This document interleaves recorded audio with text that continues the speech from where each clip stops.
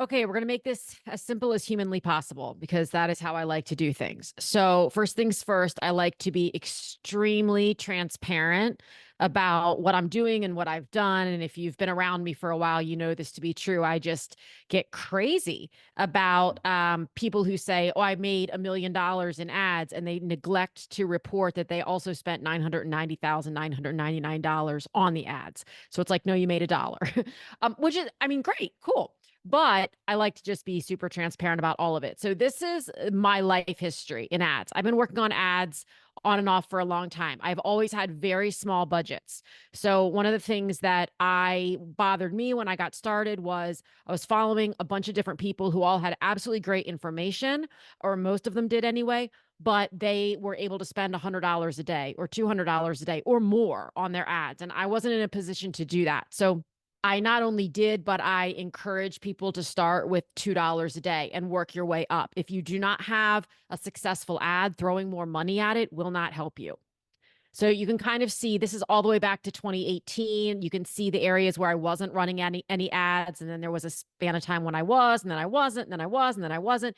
But like these are all of the different ads that I've run over time. So I have, and you can even see like my daily budget has always been, at one point I went to $10 a day on something because it was performing well. But for the most part, I kept them around $2 or $3. And when they started performing well, I would scale up. Then I got really active with my own clients and helping people write and publish books. And so I actually stopped running ads for a while. Ads are not a thing in my experience where it can be a completely hands-off situation. So this is how much I've spent. This is how much I've earned. Now, this is a misleading number too. And I want to alert you to this before we even get started. Because a lot of ads courses, rightfully so, they focus on this number, ACOS, which stands for average cost of spend. It's kind of like your ROI in the Amazon ads world. But this number is misleading because this is the total dollar amount of sales that were made while I was running ads. It's not net profit, it's gross sales. So it makes it, if you were to look at this and think, oh my gosh, she spent 2,800 and she made 4,500, you'd be right, but incorrect. I didn't profit 4,500. I profited the difference between whatever my profit margin is on each book, which is dependent upon the book. So that profit margin is going to be different depending on whether it's paperback, whether it's an ebook, what country it's selling to, which is why we make this all really simple. And this is just, we are starting in, people, as simple as it gets. And I'm going to do it for this 12-day, this 90-day challenge, this 12-week challenge, and not 12 days. You can't test something in 12 days. It's really not a set it and forget it thing. It does require some brain power. And if you are focusing on too many things when you first start out, it's very easy to get overwhelmed. So let's keep it simple. I'm running some ads right now for a client. It's going incredibly well. Like her ACOS right now is something like 12%. Okay. So once you get into your ads dashboard, which if you're not sure how to get here, you would basically go to kdp.amazon.com, log in. At the top, you'll see bookshelf, reports, something else, and then marketing. You'll click on marketing, and then you'll scroll down. You'll select the Amazon site where you want to advertise. For me, it's amazon.com because I'm in the US and I'm going to start where I am. And then you would click go to the Amazon Ads console, and this is where you will end up. So you'll go ahead and click Create Campaign. Now, there are different methods of thought on this. One method is that you start with 3 different campaigns. One is you start with 2. One is you start with, like, there's all different ways to do this, okay? And none of them is necessarily wrong. It just comes down to how much money do you have to throw at it in the beginning, which for most of the people I work with, they either need to or want to start small, which I completely understand and support. It's how I do it as well. And then other times people say, well, I have a much bigger budget, so let's try 3 experiments at one time and see what sticks. We're not going to do this for this 12-week thing, though. We're going to make it really simple. So what we're going to do is we're going to do sponsored products, not sponsored brands, but sponsored products. And then you are going to do custom ad text, and you're going to search the products that you want to advertise. So again, another field of thought here is that you can do one campaign for a paperback and one for an ebook. I like to do one campaign for both and just see how well it's performing. There are some books out there that sell far better as an ebook, and there are books that sell far better as paperbacks. And if we don't know which is which, sometimes it's easy to just run them both together. So I'm going to do this for my most recent book, which is Write the Damn Book Already. Interestingly, by the way, it was in the past you could not advertise a book with a swear word in the title, but I think damn, I've been able to advertise this book before. So I think the word damn, they don't necessarily consider as big of an offender as some other four-letter words might be. So you'll select those two products, and we're going to do manual targeting because we're going to choose our keywords for this. We're going to do keyword targeting because we're going to target based on the keywords that people are using to find what they want. So we'll go down, and now you're going to go to keyword targeting. Now, they'll give you a bunch of suggested keywords. They'll look at your book and kind of, and if some of them feel like a good idea, go ahead and choose them. I prefer to use my own list. And the way that I gather the data for my own list is, and you can do this manually, you do not have to use this, but it's a tool called Publisher Rocket, which I've been using for years and years. It keeps getting better and better. It's the greatest one-time investment I personally have ever made. And it's not even that much of an investment. When I bought it, it was $99 for lifetime access. I think it may still be that. But if it's not much higher than that. So we're going to do a couple of different things here. And I'm going to show you how to do it with Publisher Rocket because that's how I do it. Now, all of these things you can do manually within Amazon. And I can show you there's an extension that you can get for Amazon, which is called, if you go into your extensions, it's right here. It says AMZ Suggestion Expander. And I'll show you even exactly how that works. If you go into Amazon.com, and let's say a big keyword for you is, well, let's just use mine, book writing. So this is what it does. It pulls up not only the initial suggestions, but it's going to pull up all these other ideas. So what you could do if you wanted to is I'm on a Mac, but you could highlight all of these if it will let me, which, well, that didn't work well. Okay, you can highlight all of these. And then while you have them highlighted, do Command C, that'll copy them. So that gives you all of the keywords that are common. Now, some people would suggest that you do an incognito window here, meaning that when you go and you search in your Amazon, it's pulling up what you've searched for. Like it knows, I mean, look at all, hello, don't judge what's going on in my cart. But if you go to an incognito window, so if you do incognito window and I'm on Chrome and you go to Amazon and you again do a book writing search, it will pull up, you can see all these. These are all the most common searched for terms, but it won't let you use the extension. So that's why I like to do it not in an incognito window, but Publisher Rocket does this work for you. So what you would do here is you would go to keyword search, and my book is about book writing, and you want to start at a macro level. So if you're writing about empty nesting, your topic could be empty nesting. If you are writing about parenting or parenting your adult children or parenting a toddler, your macro level keyword is parenting. So I'll start with book writing. And we click on that and we see what's happening. We get all these different results, and you have to click over here on the right. So you're actually getting a lesson here in Publisher Rocket in addition to Amazon ads. But you're going to click over here, and it's not as many as you might think. And frankly, the more it is, the better. But you're going to get some information here, and I'm going to tell you how you're going to parse this out for our purposes. Because again, this is about keeping it simple. Having a lot of bells and whistles is great as you advance in this whole journey, but it's not necessary to get started. Okay, there we go. And I have a link to this software, by the way, down in the notes. So the most important thing in my experience here to look for is the competition score and the estimated Amazon searches per month. So what you're looking for, you immediately I want to eliminate anything from here that's not, I'm going to say that's not green or yellow. Yellow is cautionary, but green means it's a low competition. So the more competitive a keyword is, the more you're going to have to pay to be higher in the search results. So you're looking for ideally something that has a lot of searches and a low competition. So book writing has a lot of searches and it has medium competition. The challenge is there are over 1,000 competitors. That makes it difficult to find a needle in a haystack. It doesn't mean you can't use the term book writing. It just means that it might be a little more difficult. So here's book writing decor is completely unrelated. So while we've got green and green, and that's great, it's not related to my book. And do not try to use irrelevant terms thinking that it will help if people are looking for book writing decor. Ooh, maybe they're also looking for a book on book writing. They're not.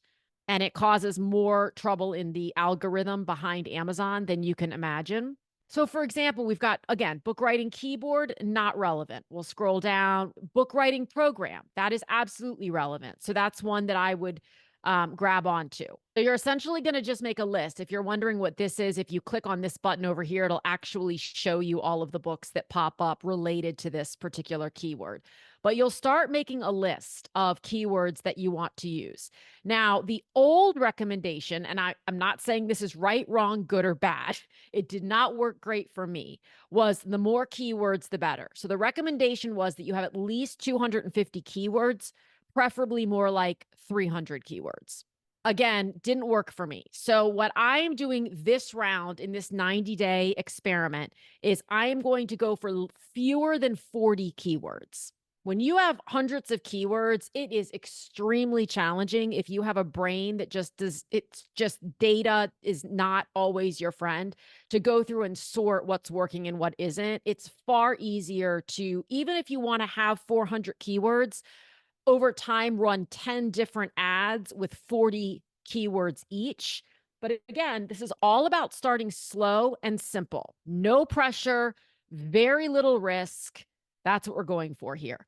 Do not worry about these other categories. We can talk about those another time, but just don't, for this purposes of this, don't even pay attention to it.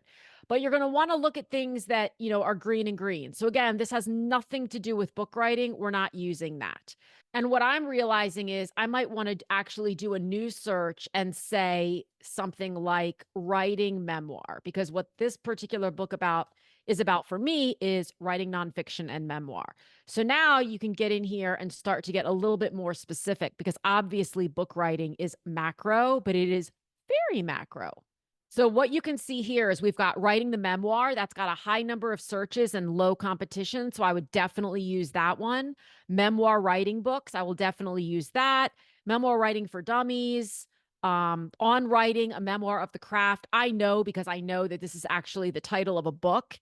And one thing about that is I will say, in my experience with Amazon ads, if someone is going to Amazon to look for a specific book, they already know what they want. And so they put that book into the search field.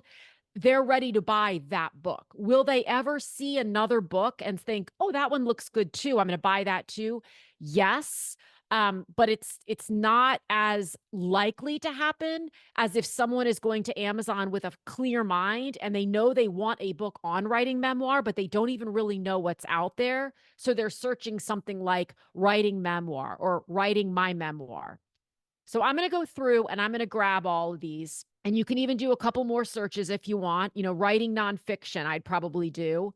Another thing that is brand spanking new with Publisher Rocket that I am completely obsessed with is this reverse ASIN lookup. So one thing you can do is, if you know that there is a book out there on the market that's comparable to your book in style, in topic, you can put its ASIN in and see what keywords that book is indexing for. So I happen to know that Handling the Truth on the Writing of Memoir is a very well respected and often read book on writing memoir. So I would scroll down and you want to grab its ASIN. So lots of times you have to go into the Kindle version to get that. The paperback should technically have an ASIN, but sometimes it's not as easy to find. So you can grab that right here, copy it, go back into Publisher Rocket, and it's going to pull up all of the keywords that this book is indexing for right now on Amazon.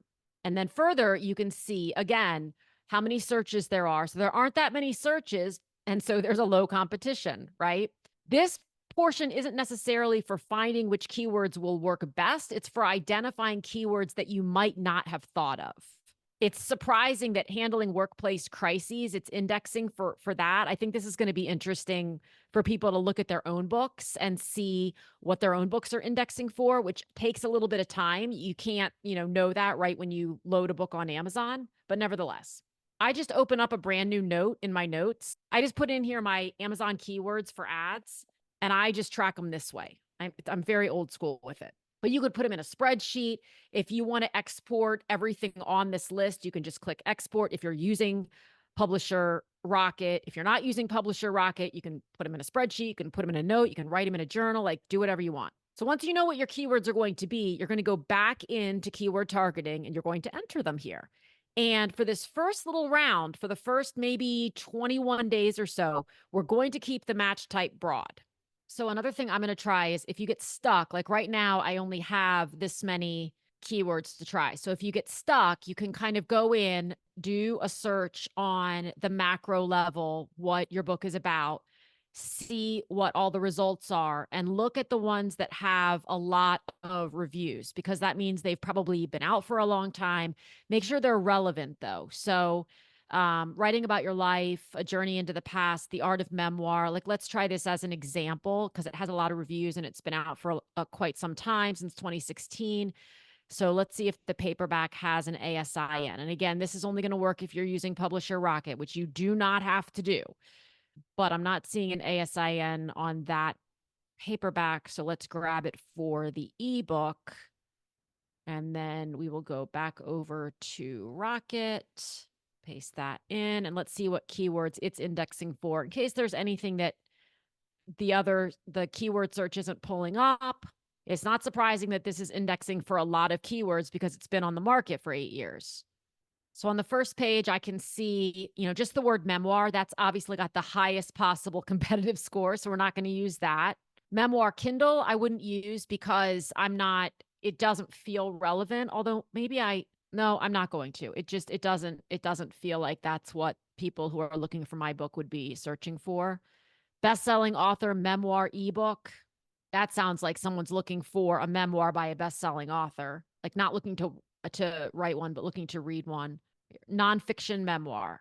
I'm looking for something that's how to write one, though. So how to write memoir. But let's try nonfiction memoir and we'll see what happens because I just don't have that many. In the first part, this is an experiment. I have to keep reminding myself. Honest educational memoir, women's writing books. That's absolutely relevant. So we would use that. And then the other neat feature is that you've got see other keywords that may be good for this book. So you can kind of see what suggestions they might provide. So these are not words that the book is indexing for, but that might be good if you're running ads or if you're wanting to change up your keywords in your listing or whatever. There are a lot. So I'm just basically going to go through memoir bestsellers and prime reading. Again, these are more about memoir from a reader side, not from an author or from a writer side, or from someone who's looking to write. So we're just going to, this is not giving me anything great. So we're going to go back over. So I have 18. I'd love to get to 20. So another thing you can do is when you find a book that's done really well, you can go down to products related to this item and kind of see what keywords they're ranking for. So writing a book, self-published fantasy books. That's so interesting, but books on writing. So writing a book and books on writing. And if you have duplicates in here, not to worry, because the ads platform will filter them out. So self-publish a book, I'm definitely going to grab because I have a whole section in the back of the book on all the different publishing models and helping people to understand that more simply. Okay, so now that I have around 20, I'm just going to copy all those out of my notes, go back in here, paste, and add keywords. And see 21 out of 22 because this one was a dupe. So fine. So now we're over here and it's going to give me a suggested bid.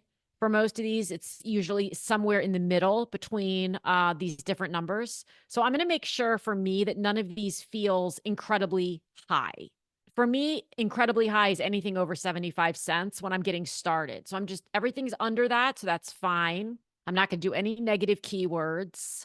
I like to do dynamic bids down only. We might play with this later with this top of search page. So you can allow them to increase your search if you're likely to hit the top of the page. I'm going to experiment with this because it's working really well for my client's book. And I'm going to say, yes, I will allow you to increase my bid by 10% if it means that I would be at the top of the search on the very first page of search results. And then I'm going to name this, write the damn book already, keywords, paperback, and ebook. I'm going to do this the way I say. So I'm going to start at $3 a day. It's very hard to get Amazon to take your money. They rarely will hit your budget, even when you're scaling. It's very odd, but it's a reason that I absolutely love using Amazon ads for my books.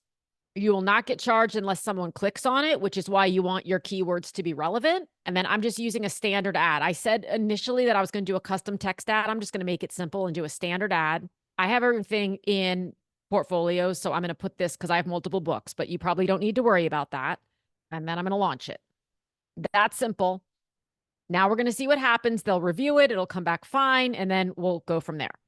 That is step one of this delightful experiment. Stay with me, won't you?